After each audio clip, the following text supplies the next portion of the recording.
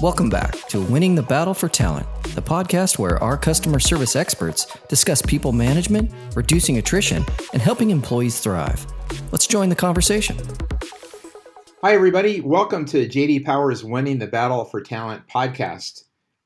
I'm Michael Vermillion with JD Power, and with me today are Alex Blum from Silver Lining and Mark Miller from JD Power. Alex and Mark, welcome. Thanks, Mike. Great to be here.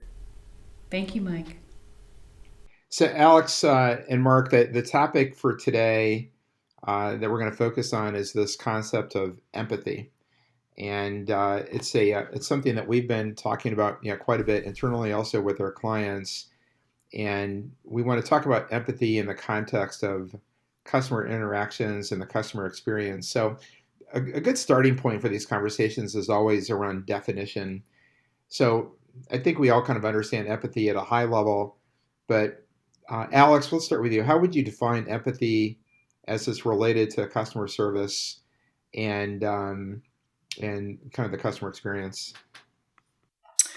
Well, first of all, I think it's important to denote what empathy, how it's different from things like showing concern, which is one element of the output of showing empathy. And I would say that the best way and the way that we describe it to our customers is that if you're looking at if there was an antenna above each of your call center representatives or your salespeople or anyone that is consumer facing, is that antenna would be tuned to a higher frequency in order to be able to absorb and identify emotional, verbal, and even auditory cues. And the best way, I think, to explain the output of empathy is the show me, you know me, but really want to mean it. So it is the ultimate facilitator of trust building, and it is also the act of trying to mirror the concerns and showing concern that a customer may have. Okay, I think that makes sense. So it's about trust building, and we talked a little bit about what it actually means in practice. In terms of the stakeholders, when you think about employees and the company and the brand itself, and then the customers, who's the ultimate beneficiary when it comes to serving customers with empathy? Well, I think that empathy is one of those skills that has often been categorized as a soft skill, but is now turning into an essential part of successful brand building. So to answer your question, Mike, I would say that the ultimate winner is the brand, and the supporting actors are your employees. And partly because, and the additional beneficiary are management teams.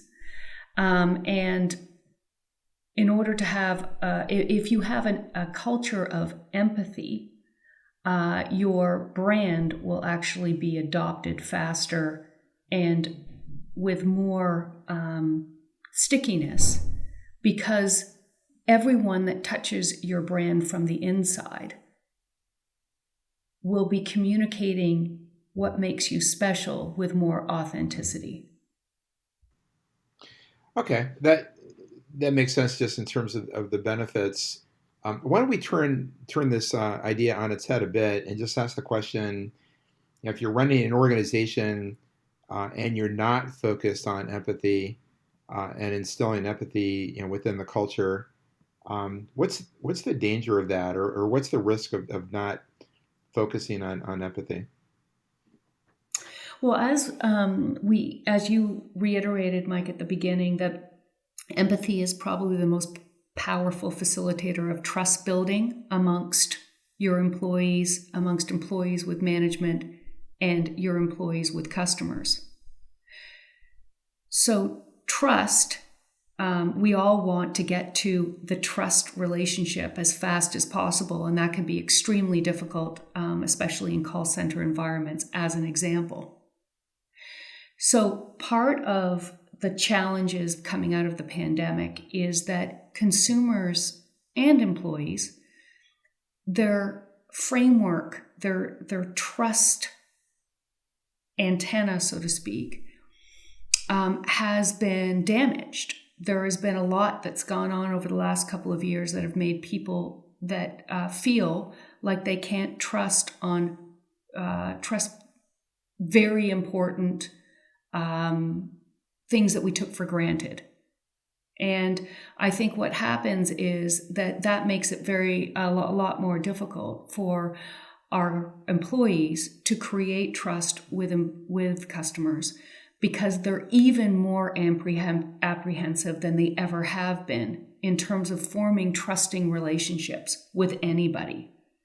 So those companies that aren't focused on making sure that their employees have empathy training will miss out on building those strong, trusted bonds with customers, because it actually takes a lot more skill to do that than it did before pre-pandemic.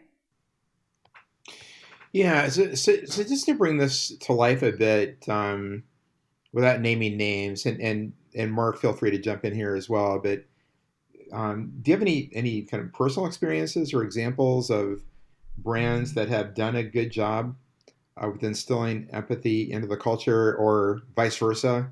A kind of a brand experience where it was very clear that empathy is just not part of what they do.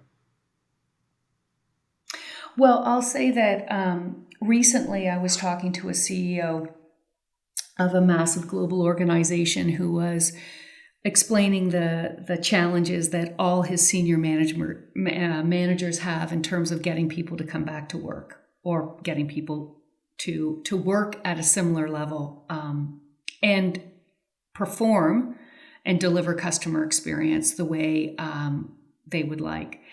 And one of the things that we worked with him on was you have to create, more than ever, a sense of vulnerability, because the master of all control with management and employees no longer exists. It's way more democratized. So one of the things, as a specific example, that he starts with his morning huddle with his senior staff, explaining how a vulnerable moment. And that could be like, look, I just moved this weekend. I'm so sorry if I'm a little snappy. It's super important that you know that I'm having a hard time with it. It's my issue, but I also want you to know what I'm going through. That is a moment of vulnerability. The way that his direct reports react is a sign of empathy, which is, we hear you. Thank you for sharing that. That allows us to do our jobs even better. By going through that exercise, he has not only set an example for the culture, he's also set an example for his direct reports on how they deal with their employees. Employees need to live and breathe an empathetic environment in order to know how to deliver empathy to customers. So I would say, to answer your question, Mike, those CEOs who now have much more visible, vulnerable moments with their employees are those that are winning the game in terms of delivering extraordinary customer experience, coming out of a very tight labor market and an all-time low of trust amongst consumers. Thanks, Alex. Hey, Mark. What about you? Do you have any good examples here of situations where there clearly was empathy instilled in the culture, and therefore, trust building happening from a customer experience point of view, or vice versa? Yeah, a few come to mind. I want to take it up a level, and I really appreciate the example that Alex just gave. And if you extend that corporately around the notion of vulnerability, so when we've done deep dive analysis into what top performers do and how they do it, one of the traits of leadership that then gets cascaded down to the various other levels of leadership, so from exec leadership all the way down to the front line, is this notion of vulnerability that happens at a corporate level. And, at JD Power, of course, we're helping organizations optimize their scarce resources to provide an outstanding customer experience as quickly as possible at the least possible cost.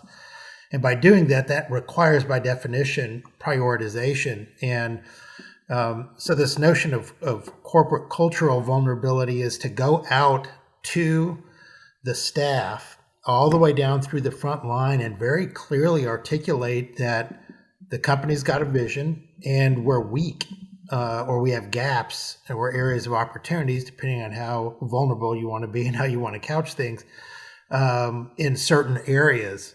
And that act, similar to what Alex is talking about from an interpersonal standpoint with an executive's management team, but if you do that at the corporate level and to say to the team, not only do we have issues and challenges, but we're going to allow you as the folks who are on that front line to help us solve those issues. So in a way, it's a way for individuals to act with empathy corporately to the org.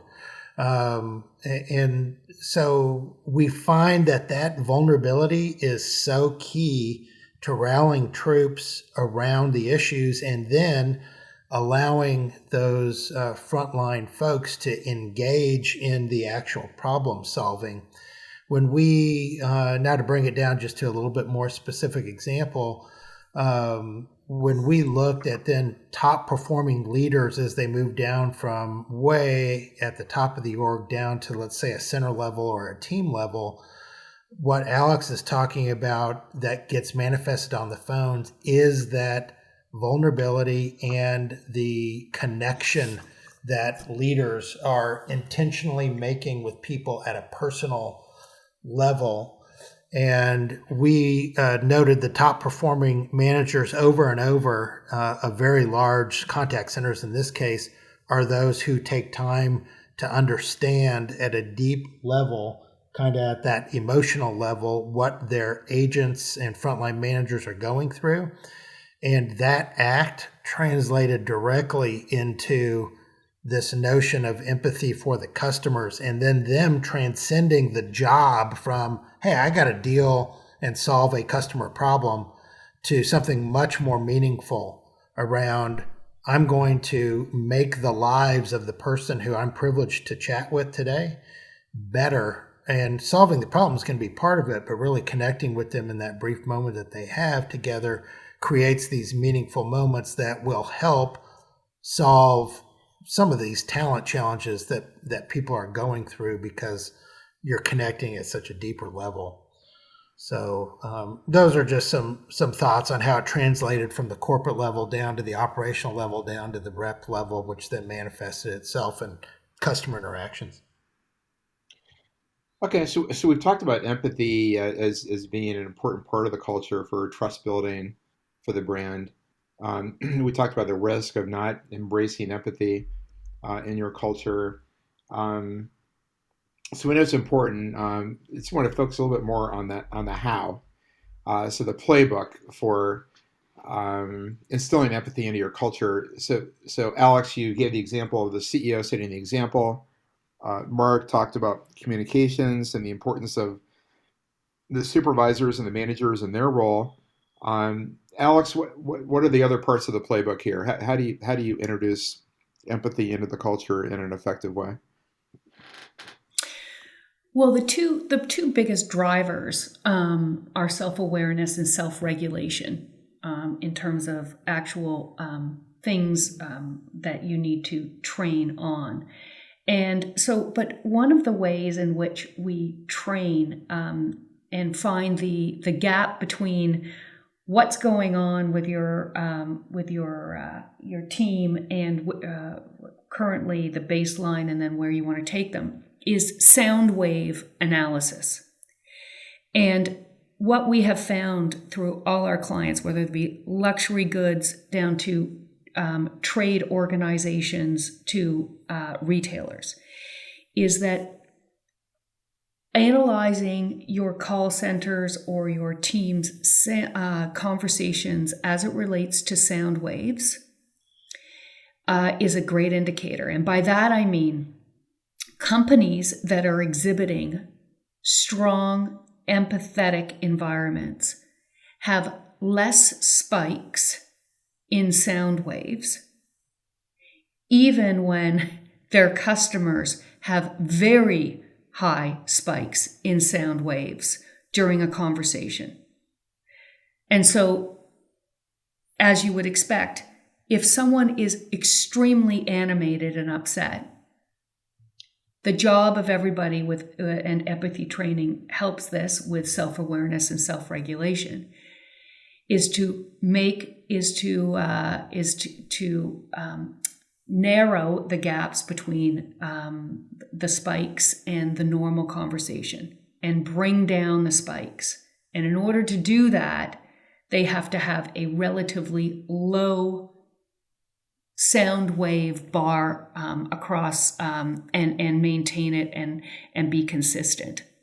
So even though a customer is extremely animated, that person on the phone needs to have self-regulation and self-awareness to know to keep the sound waves at a constant low level in order to be able to exhibit behavior that he wants the customer to exhibit. Oh, I see. Yeah, that makes sense. We talked a lot about vulnerability. How do you train someone to be vulnerable? It's role playing we find to be the most efficient between colleagues and managers. That is the most effective because vulnerability takes someone who is least likely to be viewed as vulnerable within a close circle of employees and have that person tell a story, a personal story, that exhibits vulnerability. And what we find is the mirroring effect is pretty remarkable. So role playing seems to be super important. The other thing is giving employees a script, words to use that show vulnerability, words to show that actually have the opposite effect. So for companies out there that have embraced empathy and are taking steps to instill empathy into their culture, and they're doing training, the kind of training that we're talking about, how do they know that it's working or not working? How do you measure this? Well, the first measure would be their scores on your surveys. True. Okay, that's a good place to start. That's a great place to start. But here's what we find. Water cooler, or in this case, virtual water cooler chats. What are people talking about? Is it surface stuff? Do employees have a great relationship with each other? Are they asking each other meaningful questions about how their weekend was? Do they have lower attrition rates? That's an easy one. But before it gets to that point, there's ways of measuring meaningful interactions. When someone's sick or absent for a long period of time, does your manager actually reach out and say, "How are you doing? We're worried about you." Or do they say, "When are you going to be back?" These are really easy ways to improve by giving your team better scripting, written and otherwise, to ensure that that people feel cared for. People that feel cared for, actually, it's not all about the money. They stay longer, and most importantly, they are more authentic in terms of delivering customer service. Yeah, that's interesting. So Alex, what I'm getting out of this is when we talk about empathy in the context of customer interactions and the customer experience, it's just not about the customer-facing representatives being empathetic with the customers. It's about truly embedding empathy throughout the culture, from the top at the CEO level down to the director level, down to the frontline supervisor level. And that's what you really need is your kind of foundation and way to kind of reinforce empathy throughout the culture. And then from there, it's a lot easier to actually make sure that it's part of that customer experience, part of that customer interaction. Is that right? You're absolutely right, Mike, because that's the difference between employees coming across as robotic with new scripting and organizations that are having meaningful conversations with their customers because the customer understands that it's a safe zone. And it's a big ask to ask one of our frontline people to be empathetic. It is beyond what some of us are capable of. But what we also find is organizations that adopt training for empathy actually have more resilient employees who are better problem solvers because they feel equipped to have an emotional level conversation without it feeling like they're the target of the arrows, so to speak. So it gives them the proverbial flak jacket that we want all our employees to have a little bit, courtesy of our organization, of our brand, so that they don't come away drained. They actually come away invigorated because they are authentic problem solvers. So Alex and Mark, that was a terrific conversation today about empathy. So thank you so much for joining us. It was great. Appreciated it. Thank you, Mike. And we want to thank our listeners for joining us as well today. And we'll see you next time.